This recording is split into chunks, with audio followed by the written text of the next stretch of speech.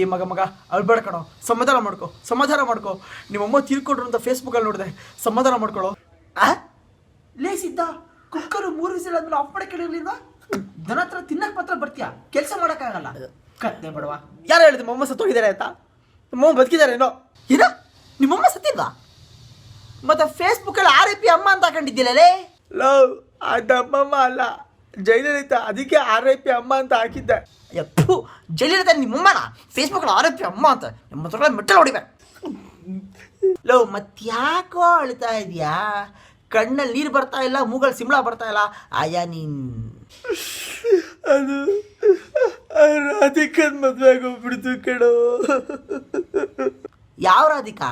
ಅದೇ ಎಡಗೆ ಇಲ್ವಲ್ಲ ಆ ರಾಧಿಕನಾ? ಮತ್ತೆ ರಾಧಿಕಾ ಪಂಡಿತ್. ಓಹೋ, ರಾಧಿಕಾ ಪಂಡಿತ್ತು ಯಶ್ ಮದುವೆ ಆಗಿದ್ದಕ್ಕೆ ನೀನಿಲ್ಲಿ ಹೇಳ್ತಾ ಇದೆಯಾ? ಯಾಕೋ? ನಾನು ಮದುವೆ ಆದರೆ ರಾಧಿಕಾ ಪಂಡಿತರೇ ಮದುವೆ ಆಗೋದು ಅಂತ ಏನೇನೆಲ್ಲ ಕನ್ಸು ಕಟ್ಕೊಂಡಿದ್ದೆ. ನಿನ್ನ ಮುಖನ ಯಾವತ್ತಾರು ಕಣ್ಣೆ ನೋಡ್ಕೊಂಡಿದ್ಯಾ? ನನ್ನ ಮುಖಕ್ಕೆ ಏನಾಗಿದೆ? ಲೇ, ಬೆಳಿಗ್ಗೆ ಯಾರಾದರೂ ನಿನ್ನ ಮುಖನ ನೋಡ್ಬಿಟ್ರೆ ಅವನಿಗೆ ಇದಂತೂ ಬರದೇ ಇಲ್ಲ. ಇನ್ನು ಇದು ಮಾಡ್ದವ್ನು ನೋಡಿದ್ರೆ ಅವನಿಗೆ ತಿಂಡಿ ಸೇರಲ್ಲ. ಇನ್ನು ತಿಂಡಿ ಮಾಡ್ದವನು ನಿನ್ನ ಮುಖ ನೋಡಿದ್ರೆ ಅವ್ನು ಮತ್ತೆ ಇದಕ್ಕೆ ಹೋಗ್ಬೇಕಾಗತ್ತೆ. ಹಾಗಿದೆ ನಿನ್ನ ಮುಖ. ನನ್ನ ಮಗನೇ, ನೀನು ರಾಧಿಕಾ ಪಂಡಿತನ ಮದುವೆ ಆಗ್ತೀನಿ ಅಂತ ಕನಸು ಕಾಣ್ತಾ ಇದೀಯಾ?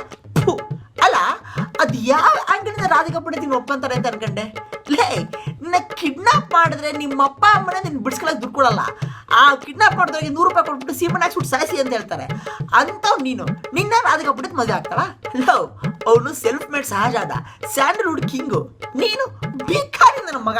ಮೊನ್ನೆ ನಮ್ಮ ಮನೆಗೆ ಬಂದಾಗ ಜಾಕಿ ಅಂಡರ್ವೇರ್ ತೊಗೊಂಡೋದನು ಇನ್ನು ವಾಪಸ್ ಕೊಟ್ಟಿಲ್ಲ. ಅಂಥವನು ನೀನು ರಾಧಿಕಾ ಪಂಡಿತ್ ಮದುವೆ ಆಗಬೇಕು ಅಂತ ಕನಸು ಕಾಣ್ತಾ ಇದೆಯಾ?